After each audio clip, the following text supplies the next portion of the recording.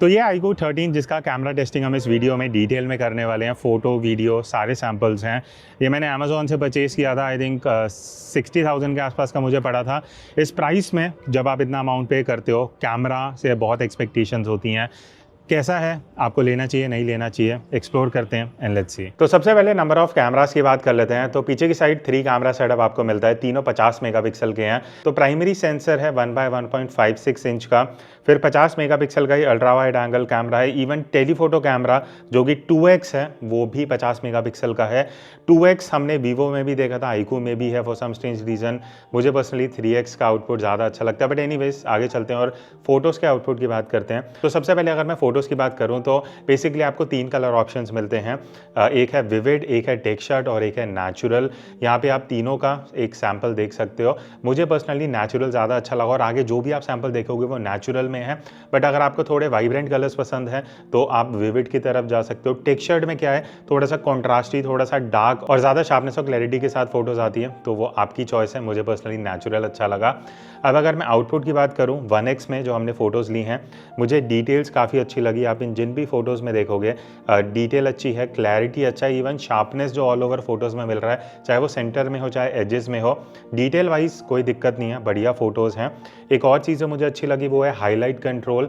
आप ये जो फोटोज़ देख रहे हो, जो हमने कुछ पार्क में भी शूट करी जहाँ पे दोपहर का टाइम था, सनलाइट एकदम फेस पे आ रही है या आसपास थोड़ी लाइट आ रही है, तो आप इन सब फोटोज़ में देखोगे कि कहीं भी फोटो ओवर एक्सपोज नहीं हुई, which is a good sign कि हाईलाइट कंट्रोल अच्छा हो पा रहा है। उसके बाद अगर मैं बात करूँ फेस पे, तो एक्सपोजर में मुझे कोई इशू नहीं लगा, कलर्स अच्छे हैं, नेचुरल साइड पे हैं, तो ऑल ओवर आप बहुत सी सिचुएशंस में अच्छी फ़ोटो ले पाओगे। बट कुछ माइनस पॉइंट्स भी हैं जो मैं यहाँ पॉइंट आउट करना चाहूँगा, जो मुझे लगे। सबसे पहला पॉइंट है स्काई की प्रोसेसिंग, मुझे थोड़ी सी नकली लगी। अगर आप ये फ़ोटोज़ देखोगे, स्काई कई लोगों के लिए अच्छा है, एकदम से ब्लू होकर दिख रहा है, जो आपको एडिटिंग में नहीं करना पड़ेगा।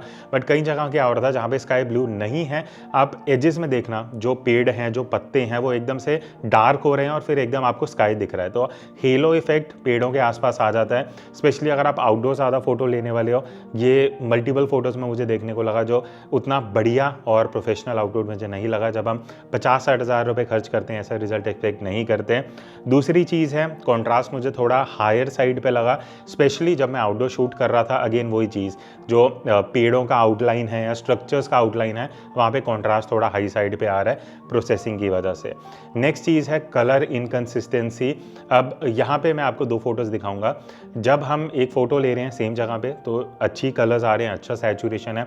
वही दूसरी फ़ोटो में थोड़ा सा सैचुरेशन कम हो रहा है, तो मुझे ऐसा लगा कि 10% सिचुएशंस में कलर एकदम से थोड़ा डल हो जाता है। 90% सिचुएशन में कलर्स अच्छे हैं, बहुत ज़्यादा वाइब्रेंट भी नहीं है, बहुत सटल भी नहीं है, जैसा मैं एक्सपेक्ट करता हूँ वैसा आउटपुट आ रहा है। बट कई जगह पे ये कलर इनकंसिस्टेंसी मुझे देखने को मिली। और अगर मैं कलर्स की बात करूँ, मुझे ऐसा पर्सनली लगा रहा, जो ग्रीन्स हैं वो iQOO 13 थोड़े से सटल रख रहा है, जो अच्छी चीज़ है, बिकॉज एकदम से आंखों में चुभने वाले ग्रीन्स आपको नहीं दिखेंगे। नेक्स्ट अब हम मूव करते हैं अल्ट्रा वाइड एंगल फोटोज़ पे। मुझे पर्सनली अल्ट्रा वाइड उतना बढ़िया नहीं लगा। सबसे पहली चीज़, अगर आप 1x से कंपेयर करोगे, अल्ट्रा वाइड में कलर्स थोड़े म्यूटेड हैं। म्यूटेड से मेरा मतलब है थोड़े डल कलर्स हैं। अगर आप जितनी भी फोटोज़ देखोगे, चाहे ग्रीन्स हो, रेड्स हो, ब्लूज़ हो, उतने अच्छे निकल के नहीं आ रहे। तो आप अगर अल्ट्रा वाइड में फ़ोटो लेने वाले हो, आपको एडिटिंग में कलर्स थोड़े बहुत बूस्ट करने पड़ेंगे। दूसरी चीज़ है एजेस मुझे सॉफ्ट लगे फॉर द प्राइस जो आप इस फ़ोन के लिए पे करते हो, और 50 मेगापिक्सल का सेंसर है। I was expecting much better, but edges मुझे सॉफ्ट लगे for the price. All over processing ठीक है, इतना कुछ खास नहीं है। और वो स्काई में जो हाई कॉन्ट्रास्ट वाला इशू है वो मुझे यहाँ पे भी लगा। स्काई एकदम से ब्लू हो रहा है, जो ठीक है, बट फिर जहाँ पे आउटलाइन बनती है ना स्काई की, वो थोड़ा सा अजीब सा हाई कॉन्ट्रास्ट आता है। तो ultra wide is not that impressive. Next अब हम मूव करते हैं पोर्ट्रेट मोड पे। अब पोर्ट्रेट मोड में मुझे एक चीज़ अच्छी लगी कि प्रोसेसिंग बहुत अच्छी है, कलर्स वाइब्रेंट है बट ओवर भी नहीं है और बहुत सटल भी नहीं है। तो अगर आप सीधा फ़ोन पॉइंट करके पोर्ट्रेट्स लेना चाहते हो, आपको अच्छी कलर्स, अच्छी प्रोसेसिंग, अच्छी डिटेल मिल जाएगी।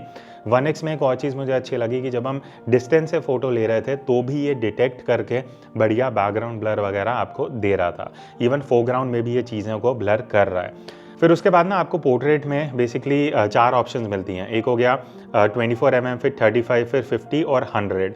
तो बेसिकली 1x, 1.5, 2 और 4x है।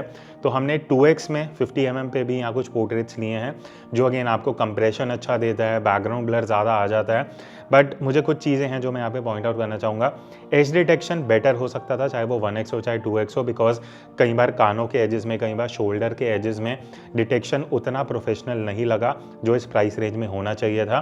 दूसरी चीज़, फ़ोटो लेते हुए अगर हल्का सा भी फ़ोन शेक होगा तो कुछ इस तरीके का इफेक्ट आपको फ़ोटोज़ में देखने को मिल सकता है, बिकॉज वो प्रोसेसिंग के टाइम वो कहीं ना कहीं ये दिक्कत आई थी। स्किन स्मूथनिंग भी मुझे लगी, कई लोगों के लिए अच्छा है। अगर आप प्रेफर करते हो स्किन थोड़ी स्मूथ हो तो आपके लिए प्लस पॉइंट है, पर अगर आपको रॉ टेक्सचर चाहिए पोर्ट्रेट्स में तो वो यहाँ पे कहीं ना कहीं स्किन को थोड़ा सा सॉफ्ट कर देता है, जो आपको एडिटिंग में प्रोसेस करना पड़ेगा। नेक्स्ट अब हम मूव करते हैं 2x टेलीफोटो पे, जो मुझे पर्सनली इस फ़ोन का one of the strongest point लगा।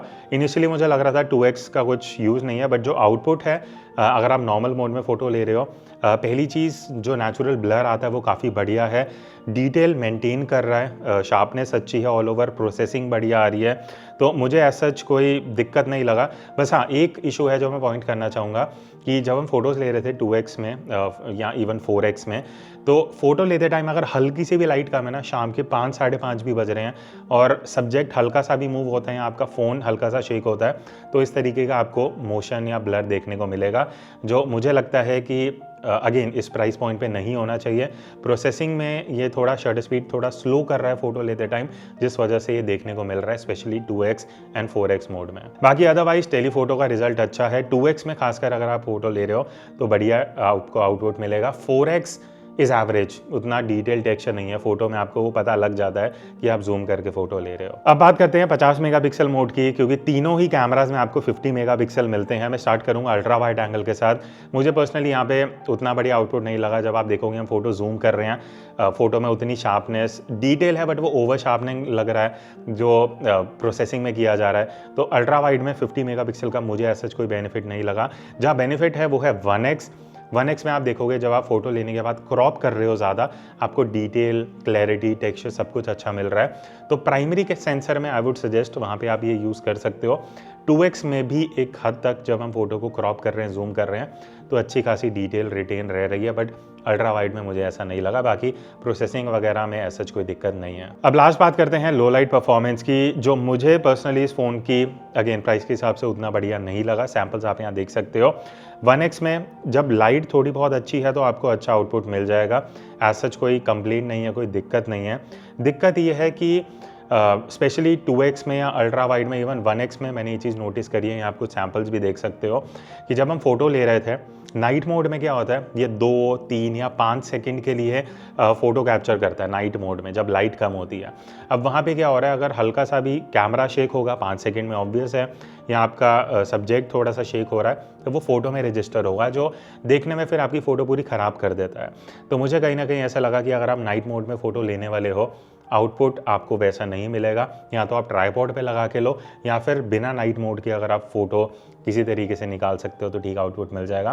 पर नाइट मोड में वो शेक वाला दिक्कत देखने को मिला। अदरवाइज प्रोसेसिंग इज़ ठीक है, कुछ खास नहीं है। तो क्या आप भी अपने स्मार्टफोन कैमरा से कुछ इस तरीके की प्रोफेशनल फोटोज कैप्चर करना चाहते हो, आप ज्वाइन कर सकते हो मेरा 5 आवर्स का ऑनलाइन फोटोग्राफी कोर्स, जहाँ पे मैं आपको बेसिक्स ऑफ फोटोग्राफी सिखाने वाला हूँ कि कैसे आपको एक्सपोजर कंट्रोल करना है, कैसे सीन्स को कंपोज करना चाहिए, जब आप किसी भी सिचुएशन में फोटो ले रहे हो क्या क्या चीजें आपको ध्यान रखनी चाहिए, फोटोज कैसे एडिट करनी है, ये सारी चीजें हम इस कोर्स में सीखने वाले हैं। तो बाकी की डिटेल्स आपको जो डिस्क्रिप्शन में लिंक है वहां जाके मिल जाएंगी। और 750 से ज्यादा मोबाइल फोटोग्राफर्स ऑलरेडी ये कोर्स अवेल कर चुके हैं, और अभी स्पेशल ऑफर भी चल रहा है जहां पे आपको 20% डिस्काउंट मिलेगा using this coupon code. So join me on this journey and learn how to click better photos using any smartphone camera. अब हम बात करते हैं वीडियोस की, बिकॉज अगर आप 50-60,000 का बजट लेके चल रहे हो, आपका क्वेश्चन होगा कि iQOO 13 लेना चाहिए वीडियोस के लिए।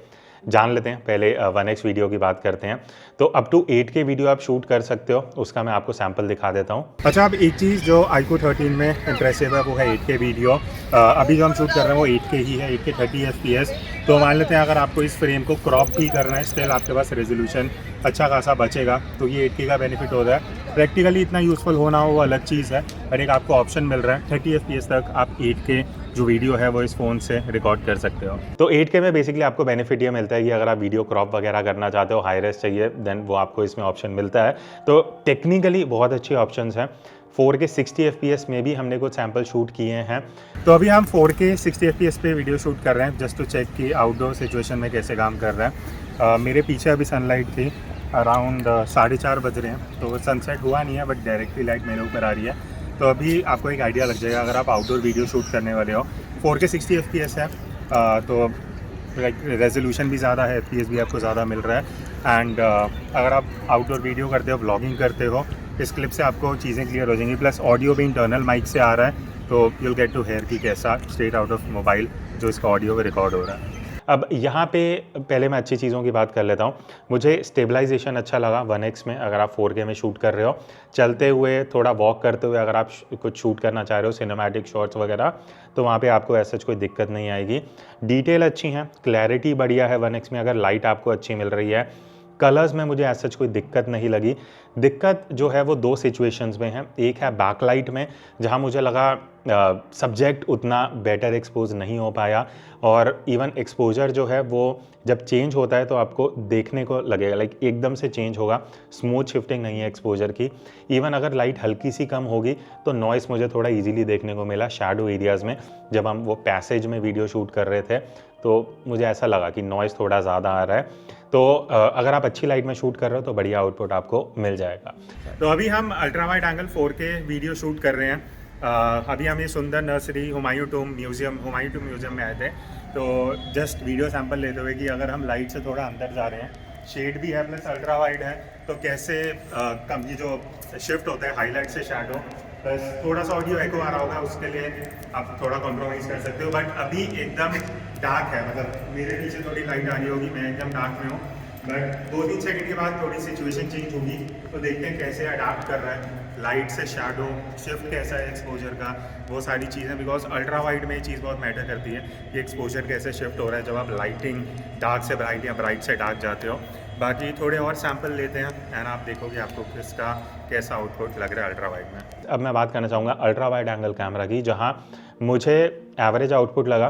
बिकॉज 4K तो आप रेजोल्यूशन शूट कर सकते हो, 4K के हिसाब से मुझे पर्सनली नहीं लगा कि उतना बढ़िया वीडियो का आउटपुट है। पहली चीज़, स्टेबलाइजेशन बेटर हो सकती थी। जब हमने चलते हुए सैम्पल्स लिए मुझे विजिबल शेक दिख रहा था कि हाँ शेक आ रहा है, जो इस बजट में बेटर होना चाहिए था। बैकलाइट में वीडियो सॉफ्ट हो जाती है। अगर सनलाइट सब्जेक्ट के पीछे हैं, जो भी आप शूट कर रहे हो टुवर्ड्स द सन आप शूट कर रहे हो, तो आपको वो सॉफ्टनेस वीडियो में देखने को मिलेगी। और इवन हल्की सी लाइट अगर कम होती है तो वहाँ भी वीडियो सॉफ्ट हो जाती है, नॉइज़ थोड़ा इजीली किक इन हो जाता है। तो all over ultra wide is not that good अगर आप इस फ़ोन से वीडियो शूट करने वाले हो। फिर उसके बाद आपको सिनेमैटिक का ऑप्शन मिल जाता है। अच्छा, तो अब हम सिनेमैटिक वीडियो शूट कर रहे हैं। मेरे पीछे बढ़िया सनसेट हो रहा है तो बोके वगैरह आ रहा होगा। अब अगर आप अपनी वीडियो में इस तरीके से ब्लर इफेक्ट अचीव करना चाहते हो, आपको एक लुक एंड फील देना है कि जैसे नॉन वो DSLR वाला जो ब्लर होता है वैसा तो ऑब्वियसली नहीं है, बट एज डिटेक्शन कैसा है एक ये टेस्ट कर लेते हैं कि अगर मैं इस तरीके से फ़ोन आगे लेके आ रहा हूँ तो कैसे शिफ्ट हो रहा है फोकस, और क्या फ़ोन पे फोकस आ रहा है, कितनी जल्दी आ रहा है। बिकॉज ये एक चैलेंजिंग टेस्ट है जहाँ पे ये देखने को पता लगेगा कि सिनेमैटिक मोड में जो फोकस है वो किस तरीके से ट्रैक हो रहा है और कहाँ पे फोकस जा रहा है। जो अगर आप ब्लर के साथ वीडियो शूट करना चाहते हो 1080p में है, ठीक है। प्रोसेसिंग मुझे खास नहीं लगी। अगर आप देखोगे एज डिटेक्शन बहुत बेटर हो सकता था इससे।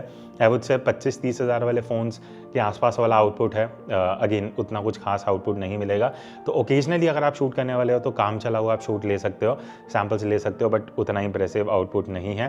तो अभी मैं फ्रंट कैमरा से रिकॉर्ड कर रहा हूँ 4K 60 FPS पे। तो अगर आप व्लॉगिंग के हिसाब से देख रहे हो, गेट अ फेयर आइडिया कि कितना आर्म स्ट्रेच लेंथ पे आपको एंगल ऑफ व्यू मिलता है। Like this is the maximum जो अभी मुझे मिल रहा है। बाकी पीछे बैकलाइट है, डायरेक्ट सनलाइट। तो अगर आप बैकलाइट में भी शूट कर रहे हो, कैसा डायनामिक रेंज है वो इस वीडियो से क्लियर हो जाएगा। बाकी आज ज़्यादा क्लाउडी नहीं है तो डायरेक्ट लाइट आ रही है। अभी सनसेट का टाइम है, एग्जैक्टली सनसेट हुआ नहीं है। तो अगर आप व्लॉगिंग के हिसाब से ये फ़ोन देख रहे हो तो आपको एक आइडिया लग जाएगा। लास्ट में मैं लो लाइट की बात करूँगा। तो अब अंधेरा हो चुका है, शाम के 6 बज रहे हैं, सनसेट पूरा हो चुका है, ठीक है। ये प्रॉपर लो लाइट कंडीशन है। थोड़ा स्ट्रीट लैम्प जल रहा है, उसकी आवाज़ आ रही होगी, बट यहाँ पे आपको एक आइडिया लग जाएगा लो लाइट का आउटपुट कैसा है।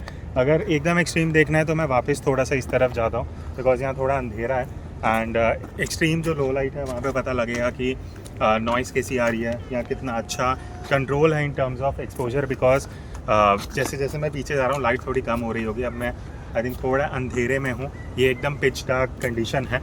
तो अगर यहाँ पे ऑडियो बढ़िया आ रहा है then it's doing a good job. जैसे फ़ोटो में था, वीडियो में भी लो लाइट मुझे उतना बढ़िया नहीं लगा। पहली चीज़ 1X की बात करते हैं, प्रोसेसिंग अच्छा है बट अगेन नॉइज़ थोड़ा इजीली देखने को मुझे मिला। कलर्स थोड़े इधर उधर जा रहे हैं, स्काई एकदम से थोड़ा ब्लू हो जाते हैं, ग्रीनिश ब्लू, जो नेचुरल साइड पे नहीं है। अगर मैं 2X की बात करूं तो नॉइस मुझे इजीली देखने को मिला। लाइक शार्पनेस उतनी बढ़िया नहीं है जितनी मुझे फ़ोटोज़ में 2X में मिल रही थी। अल्ट्रा वाइड इज़ बहुत एवरेज है। अल्ट्रा वाइड में वीडियो सॉफ्ट है, नॉइज़ थोड़ा इजीली देखने को मिल रहा है। तो all in all low light में वीडियो उतना इंप्रेसिव नहीं है। अब एंड में कंक्लूजन आता है कि क्या आपको iQOO 13 स्पेसिफिकली कैमरा के लिए लेना चाहिए।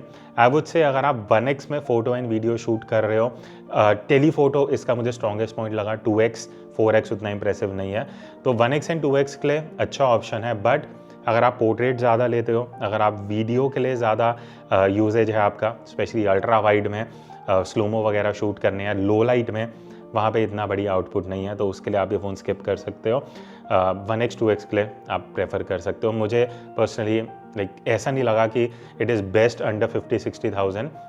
वन ऑफ द बेस्ट में आप इसको कंसिडर कर सकते हो, ठीक है। अब इसका कंपैरिजन आपको किसके साथ चाहिए वो आप कमेंट्स में बता सकते हो। हम प्लान कर रहे हैं कुछ कंपैरिजन्स, अगर आप कमेंट करते हो वो हमको हेल्प कर देगा। So that's it, I will see in the next video. तब तक take care and keep clicking.